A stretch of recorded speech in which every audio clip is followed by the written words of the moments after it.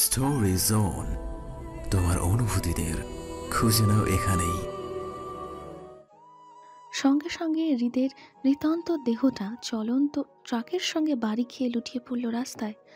মুহূর্তের মাঝে তরল তাজা রক্তে ভেসে গেল রাস্তা, গড়গড় করে ভেসে গেল সবকিছু। হৃদের নিঃশ্বাস তখনও থেমে থেমে চলছিল। চোখের পাতা বন্ধ হওয়ার পথে দেখা গেল মায়াকে চিৎকার করে দৌড়ে আসতে। হৃদের দেহ অক্ষত অবস্থায় হলো, মাথাটা বেশ থেতলে গেছে ট্রাকের সঙ্গে ধাক্কা খেয়ে। কপাল ছুঁয়ে ছুঁয়ে চোখের পাতা বেয়ে রক্ত ঝরছে। সব কিছু কেমন নিস্তব্ধ নিশ্চুপ লাগছে হৃদের কাছে, অথচ চারপাশে কেমন শোরগোল আর অস্থির উত্তেজিত পরিবেশ হয়ে উঠল হৃদের অ্যাক্সিডেন্টে। চারপাশে হৃদের ছড়িয়ে ছিটিয়ে থাকা ছেলেপেলেদের মাঝে মুহূর্তে দৌড়াদৌড়ি আর অস্থির উত্তেজনা, চিৎকার শোনা গেল সকলের মুখে। ভাই ভাইয়ের স্বর চিৎকারের কম্পিত পরিবেশ। আয়নের আরিফের খাবারের প্যাকেটগুলো রাস্তায় পড়ে রইল অবহেলিত অবস্থায়। শুধু হৃদের ছেলেপেলেদের মধ্যে অস্থির উত্তেজনা প্রকাশ পায়নি। রাস্তার সর্বত্রে গাড়ি থেমে যায় হৃদ খানের অ্যাক্সিডেন্টের খবর পেয়ে। হইচই শোরগোল, দোকানপাট থেকে শুরু করে গাড়ি থেকে মানুষজন বেরিয়ে দৌড়ালো ট্রাকের পিছন পিছন, আর বাকি হৃদের উদ্দেশ্যে। মুখে মুখে সকলের একই কথা, দেখে শুনে হৃদ খানকে ট্রাক চালক টক্কর মেরেছে, নয়তো হৃদ রাস্তার ফুটপাত ঘেঁষেই দাঁড়িয়েছিল। সেথায় সচরাচর রিক্সা ব্যতীত ট্রাক চলা নিষেধ। সেখান থেকে অ্যাক্সিডেন্ট মানে কেউ স্বেচ্ছায় এই কাজটা করেছে ষড়যন্ত্র করে। এখন প্রশ্ন হলো, হৃদ খান বাঁচবে তো? শান্ত স্বাভাবিক পরিবেশটা হঠাৎ করেই কেমন উত্তেজিত হয়ে উঠল। মায়ার গগন কাঁপানো চিৎকারের যেন মাটি সহ সব কিছু কম্পিত হচ্ছে। মায়া প্রথম হৃদের মাথা কাছে এসে বসলো। উপর হওয়া হৃদকে রাস্তা থেকে টেনে নিজের কোলে শোয়ালো। হৃদের থেতলে যাওয়ার মাথাটা দেখে মায়ার শরীরে কম্পন বাড়ালো। হৃদকে দুহাতে ঝাঁপটে ঝরিয়ে পাগলের মতন চিৎকার করে বলতে লাগলো, যান যান যান, চোখ বন্ধ করবে না, যান, কিছু হবে না আপনার, সবকিছু ঠিক হয়ে যাবে, আমি আছি তো, যান যান। মায়ার অনবরত প্রবলে হৃদ চোখ টেনে মায়ার দিকে তাকালো, নিঃশ্বাস প্রায় বন্ধের পথে। তারপর হাত বাড়িয়ে মায়ার মাথায় হাতটা রাখতে চাইলে মায়া মুহূর্তে মাথাটা ঝুঁকিয়ে দিল হৃদের সামনে। মায়া মাথার সাদা হিজাবের উপর হৃদের কম্পিত হাতটা কোনো রকমের রাখতেই রক্ত রঞ্জিত হয়ে গেল সেটা। হৃদের মায়ার সঙ্গে আর শেষ কথা বলা হলো না। আগে হৃদের হাতটা মায়ার মাথা থেকে কোলে ঢলে পড়তেই মায়া পুনরায় চিৎকার করে পাগলামি করে বলল, এই, আপনি এখন আমাকে বলেছেন আপনি আমাকে ছাড়া কোথাও যাবেন না, তাহলে চোখ কেন বন্ধ করলেন? চোখ খুলুন, খুলুন বলছি, আমি আপনাকে ছাড়া বাঁচবো না, যান। আল্লাহ গো, তুমি কই আল্লাহ? মায়ার বুক ফাটা আর্তনাদে মানুষ থেকে শুরু করে যেন জমি আসমান গাছে পাতাগুলো যেন হাহাকার করছিল মিলের অমিল দেখে। ততক্ষণে হৃদ মায়াকে ঘিরে দাঁড়ালো সকলেই। আসিফ, আয়ন, আরিফ, জুই সহ উপস্থিত সকলের ভিড় পড়ল সেখানে। ছোট বড় সকলের চোখে পানি। আয়ন, আসিফ, এমনকি আরিফ সহ সকলেই কাঁদছে ভাই ভাই বলে। আয়নের চোখেও পানি। একজন ডক্টর হয়েও সে কম্পিত হাতে হৃদের পালস চেক করছে। চারপাশে মুহূর্তের মাঝে কেমন হাহাকার ছেয়ে গেল। আয়ন, আসিফ সহ কিছু ছেলেপেলে হৃদের দেহটা ধরাধরি করে উঠাতে চাইলে জুই, আরিফ এগিয়ে এসে মায়াকে ঝাপটে ঝরিয়ে ধরে আটকালো দুহাতে টেনে। মায়া শক্তিতে আরিফ আর জুয়ের সঙ্গে উঠতে না পেরে ছটফটিয়ে লাফাতে লাগলো হৃদকে নিয়ে যেতে দেখে। মায়া পাগলের মতন ধস্তাধস্তি করলো জুই আরিফের থেকে ছাড়া পেতে। আর তো চিৎকার করে বলতে লাগলো মায়া, জুই আমার ছাড়, যেতে দে আমায় তোরা, আমার স্বামী, আমার স্বামী ভালো নেই জুই, আমার স্বামী ভালো নেই, আমি ওনাকে ছাড়া বাঁচবো না জুই, আমাকে যেতে দে তোরা, যেতে দে আল্লাহ, ও আল্লাহ। চিৎকার করতে করতে মায়ার শক্তিতে উঠতে না পেরে বসে পড়ল। মায়াকে রাস্তায় বসে যেতে দেখে জুই, আরিফ সহ দুজনই মায়ার দুহাত শক্ত করে চেপে ধরে রাস্তায় বসিয়ে রাখলে মায়া পুনরায় ধস্তাধস্তি করে আরিফের কাছে আকুতি করে বলল, ভাই আমারে যাইতে দাও, দাও না ভাই, তোমার পায়ে পড়ি আমি, আমার স্বামী ভালো নেই ভাই, আমার তার কাছে যেতে হবে, আমার উপর দয়া করে ভাই, আমারে যেতে দাও, সবাই ওনার নিয়ে চলে যাইতেছে ভাই, আমার যাইতে দাও তুমি। আমি ওনার ছাড়া বাঁচবো না ভাই, বাঁচবো না। আল্লাহ। মায়ার আর্তচিৎকার, জুই আরিফ দুজনেই কাঁদলো। তারপরও মায়াকে ছাড়লো না। এখানে অসংখ্য ছেলেদের মাঝে মায়া কোথায় যাবে? তাছাড়া হৃদের এই কন্ডিশনে মায়ার থাকা ঠিক হবে না, কারণ রোগীর কাছে চিৎকার করা ঠিক না। তাছাড়া মায়ার যে অবস্থা দেখা যাচ্ছে, সে হৃদের ক্ষতি না করলেও নিজের ক্ষতি করে ফেলবে পাগলামি করতে করতে। তাই তাই আপাতত মায়াকে হৃদের থেকে দূরে রাখতে আরিফ, জুই মায়াকে আটকে রাখলো। হৃদকে হসপিটালাইজ করলে না হয় তখন আরিফ মায়াকে নিয়ে দেখতে যাবে। হৃদের দেহটাকে সকলে দৌড়াদৌড়ি করে গাড়িতে উঠাতে দেখে মায়া ফের গর্জনের চিৎকার করে আল্লাহকে ডাকলো সাহায্য চেয়ে। আল্লাহ, ও আল্লাহ, তুমি কই আল্লাহ? তুমি সহায় হও তার। আল্লাহ। বলতে বলতে মায়া জ্ঞান হারিয়ে ঢলে পড়ল আরিফের কোলে। মায়ার সাদা ড্রেস হৃদের তাজা রক্তে লাল লাল হয়ে আছে মাথা থেকে পা পর্যন্ত। হৃদের গাড়ি নিয়ে যেতেই রাস্তার মানুষজন মায়াকে ঘিরে ভিড় জমালো গুঞ্জন করতে করতে। কোলাহলময় একটি অস্থির উত্তেজিত পরিবেশ। দিনের শেষে সন্ধ্যার আবেশ ধরণী জুড়ে। সময়টা প্রায় 6:30 ঘরে। অবস্থানরত চট্টগ্রাম মেডিকেল হসপিটাল। হৃদের অ্যাক্সিডেন্ট হয়েছিল প্রায় 4টে নাগাদ। বিগত 2.5 ঘন্টা যাবৎ হৃদকে নিয়ে ওটিতে ডক্টররা।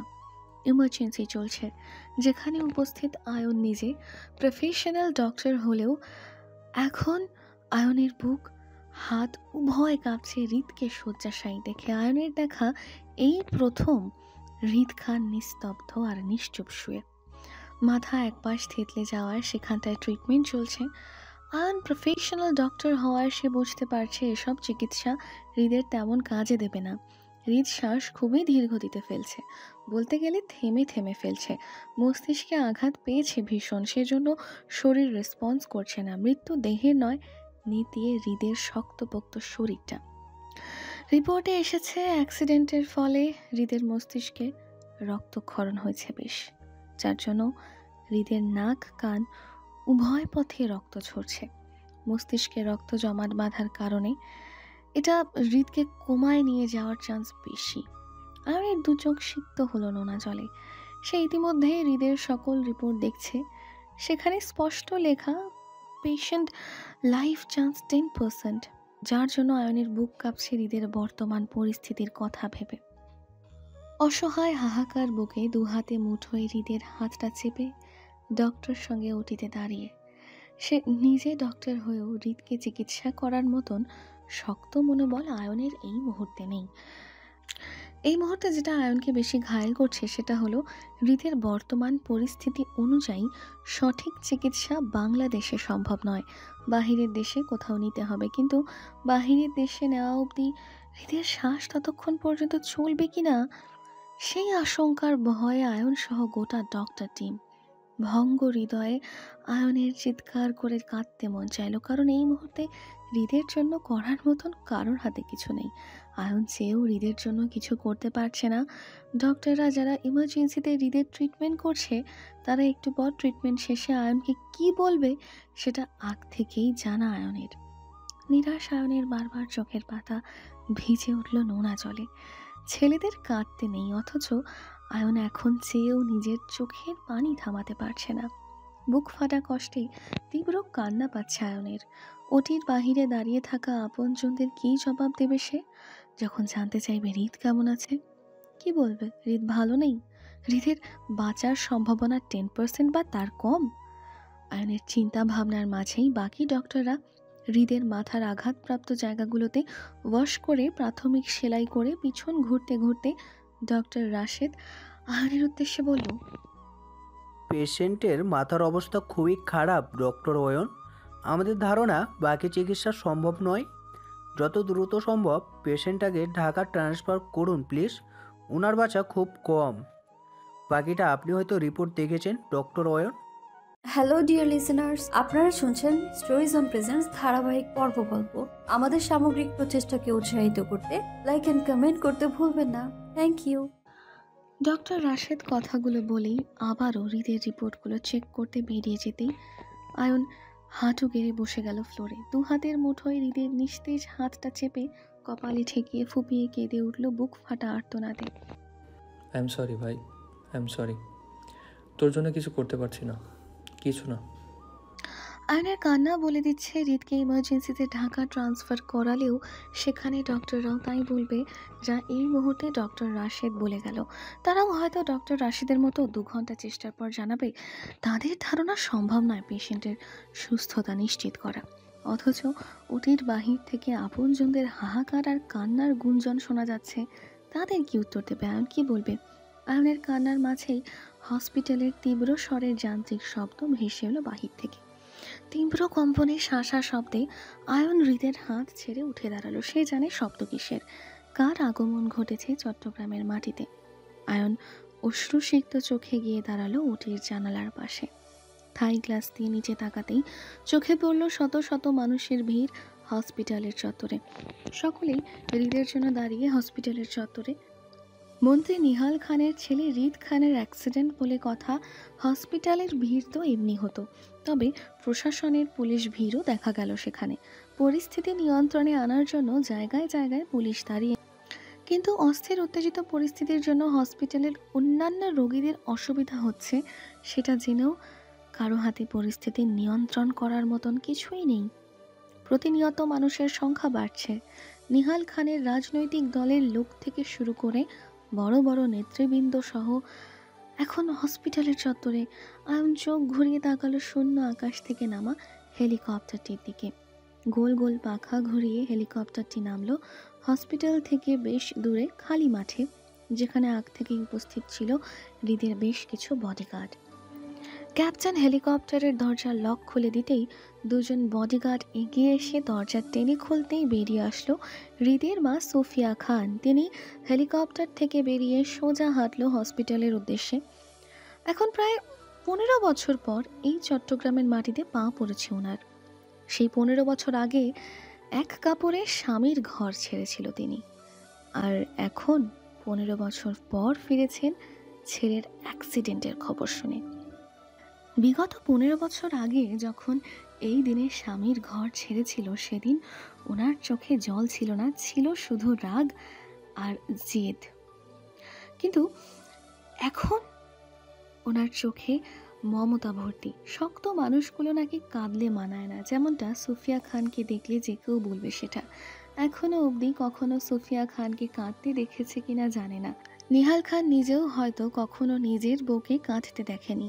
এমনকি সুফিয়া খানের বাবা মার মারা যাওয়ার সময়কালেও তিনি দেখেনি সুফিয়া খান কাঁদতে। অথচ এখন ওনার চোখে পাতা সহ লাল হয়ে ফুলে আছে অতিরিক্ত কান্নার ফলে। শক্ত মানুষগুলো কাঁদলে শব্দ হয় না, নিশ্চুপে শুধু চোখের জলই ঝরে যায়। এই মুহূর্তে সুফিয়া খানের চোয়াল শক্ত হয়ে আছে অতিরিক্ত রাগে, অথচ চোখ সহ গাল অনবরত ভিজে উঠেছে কান্নায়।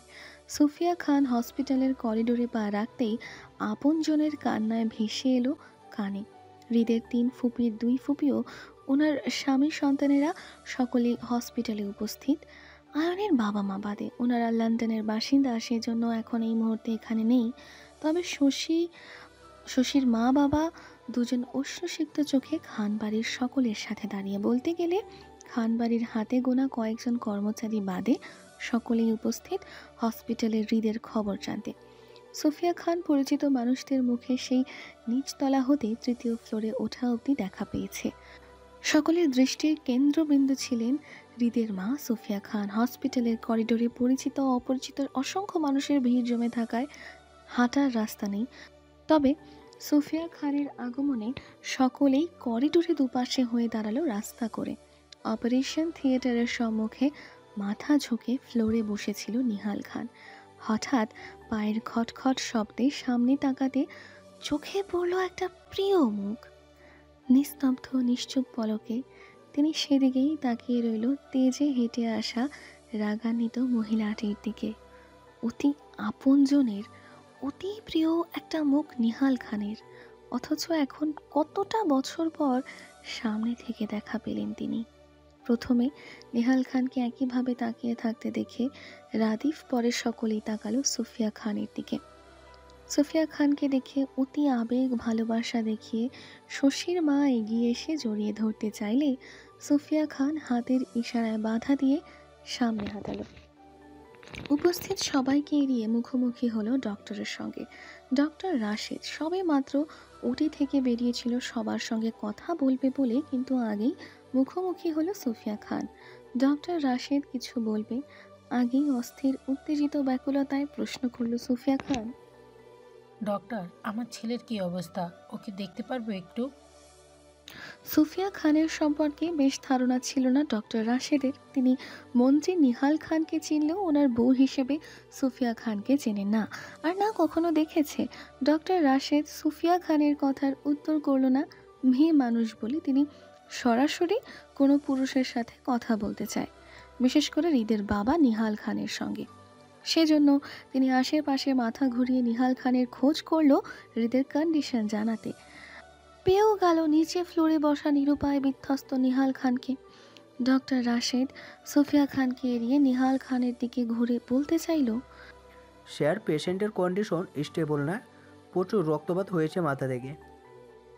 ডক্টর রাশেদের বাকি কথা শেষ করার আগেই সুফিয়া খান অস্থির উত্তেজিত ভঙ্গিতে ডক্টরের উদ্দেশ্যে বলল, আমাকে বলুন যা বলার ডক্টর। পেশেন্টের অবস্থা সম্পর্কে আমাকে জানান। আমি গার্ডিয়ান পেশেন্টের। সুফিয়া খানকে না চেনায় এবারও ডক্টর রাশেদ সুফিয়া খানকে অপেক্ষা করে পুনরায় ঘুরে গেল নিহাল খানের দিকে। যেখানে স্বয়ং মন্ত্রী নিহাল খান দাঁড়িয়ে আছে, সেখানে অন্য কারোর সাথে কথা বলার প্রয়োজন মনে করল না ডক্টর রাশেদ। ততক্ষণে নিহাল খানও বসা থেকে উঠে দাঁড়িয়েছিল ডক্টরের সাথে কথা বলতে।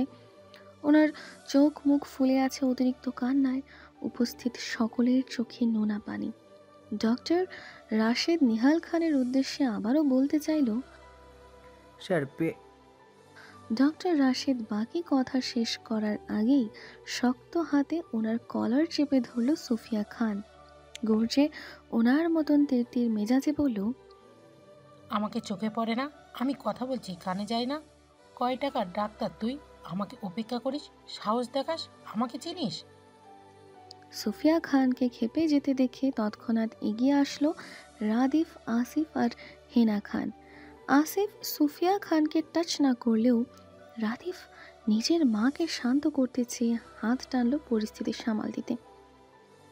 ভাঙা গলায় ডক্টর রাশেদকে উদ্দেশ্য করে বলল, উনি আমাদের মা ডাক্তার, যা বলার আম্মুকে বলুন, আমরা শুনবো।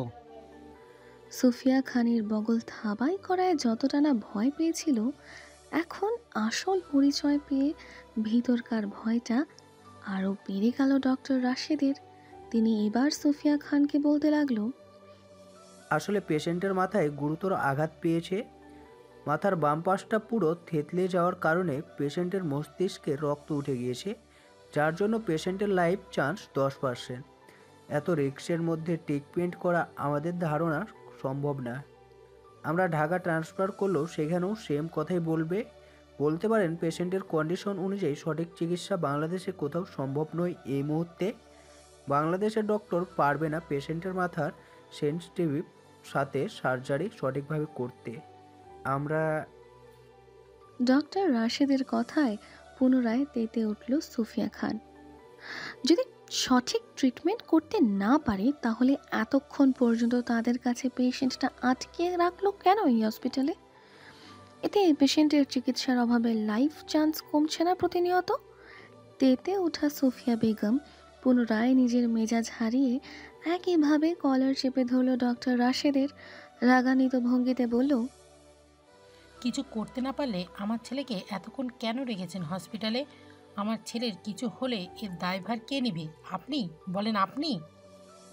সুফিয়া খান নিজের অতিরিক্ত রাগ কন্ট্রোল করতে না পেরে নিজের হিতাহিত জ্ঞান হারিয়ে আবারও বলল, আমার ছেলে যদি কিছু হয়, তোর মতন শত ডাক্তারের ঠিকানা আমি একাই লাগাবো ডক্টর।